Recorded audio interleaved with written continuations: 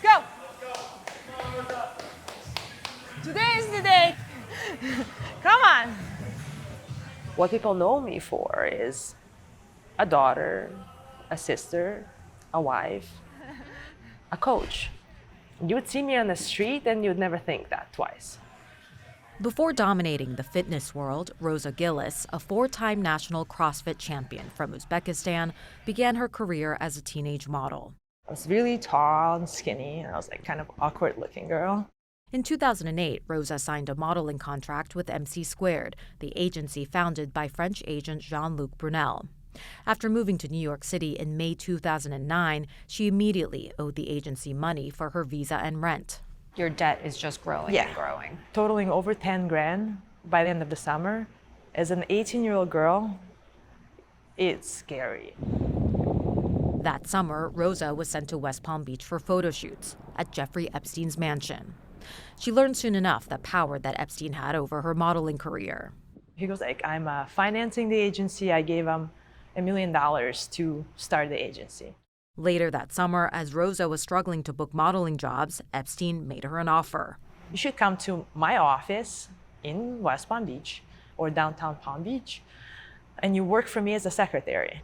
What I was told, all I do is pick up the phone and say, Florida Science Foundation, may I help you? Unbeknownst to Rosa, Epstein had just pled guilty in Florida to soliciting prostitution from a minor. He was serving jail time on a work release program. The first weekend at Epstein's office, Rosa was asked by another woman to massage Epstein's feet. He gives me his foot, and I'm looking at his foot, and it has an ankle monitor on. But to me, what it looks like, it has a plastic thing wrapped around his foot with a black box on it with a blinking light, right? And I go, what is this? And he flips around and he goes, take off your shirt. I froze. And the woman comes over and starts unbuttoning my blouse. She takes it off. Then she takes off my bra. And then she walks out. I sat in that room, staring at the bottle of a Fiji water while a man was groping me and masturbating. And then when he was done, he stood up and he left. I couldn't scream. I didn't ask for help. And I thought this was all a dream. I sat back at the table and I answered the phone calls the same exact way I did before. I never told any soul about this.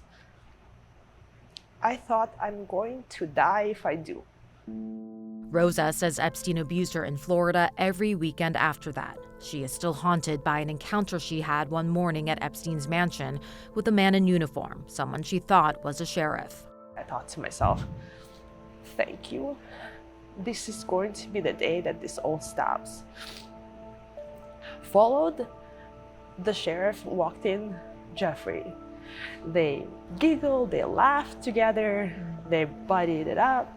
I just stood in the kitchen looking at this sheriff, thinking to myself, at some point he's gonna turn to me and be like, who are you? And he walked out. Didn't say anything to you? Nothing. And then I figured it all out. He's currently serving his sentence while he's doing the same thing to everybody, and nobody's there to help us.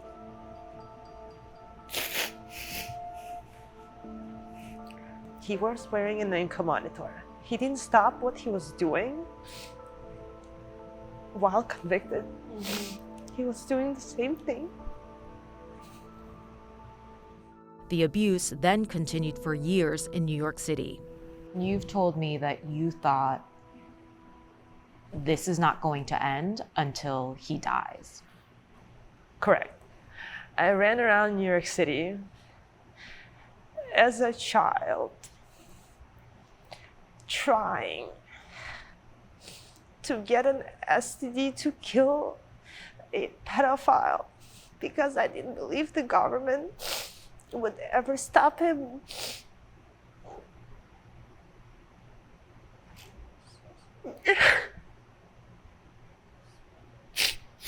that wasn't my job to stop him. Rosa has also spent years wondering why no one at her modeling agency intervened, even as they saw her in distress. They saw me drink every night. I would just scratch myself until I bleed. And as I was spiraling down, as I was losing weight, my hair was falling out.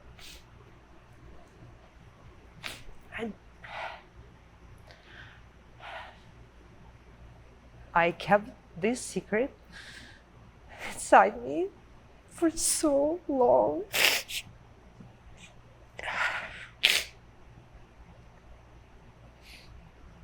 But earlier this year, that painful secret was suddenly exposed. The Justice Department released millions of Epstein files, including years of correspondence between Rosa and Epstein with her name unredacted. People tell me about these emails and they want to tell me this. I don't want to hear it. I know what I said, and it was so wrong. For the government not to protect me. After finally leaving Epstein's grip, Rosa relocated to the Midwest. I said, hi, I'm Pat. And that was the first time we talked. That walk through the gym is one of the most beautiful things I've ever seen. Another chance encounter with her now husband, Pat, helped turn her life around. I am in the photo wearing something Jeffrey Epstein gave me. One person from MC Squared that Rosa recently reached out to is Jeff Fuller, the agency's former president. She says unlike some others, he has not responded, but Fuller recently told CNN that he never saw any abuse at MC Squared. He said, I'm really sad that nobody said anything. And with how heartbroken I am already, that made my heart break even more. I guarantee if Jeff Fuller to book his daughter for a photo shoot right now, that would be the last place he would want to send her there.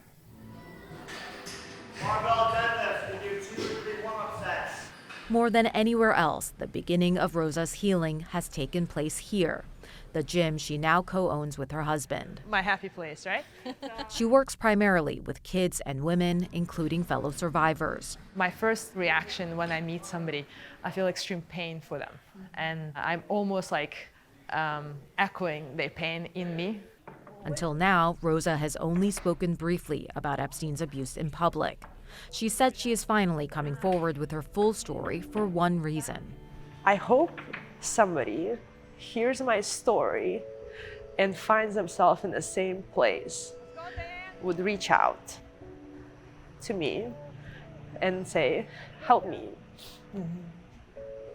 I hope my story, when somebody hears it, they'll pay more attention to adults around the children, around immigrants, around the people who are easy targets. Rosa's own recovery is a work in progress. As a survivor of something that horrendous, this is hands down the only reason I'm still standing here today. If I didn't find this space for me, I don't think I would have survived. MJ Lee, CNN, Madison, Wisconsin.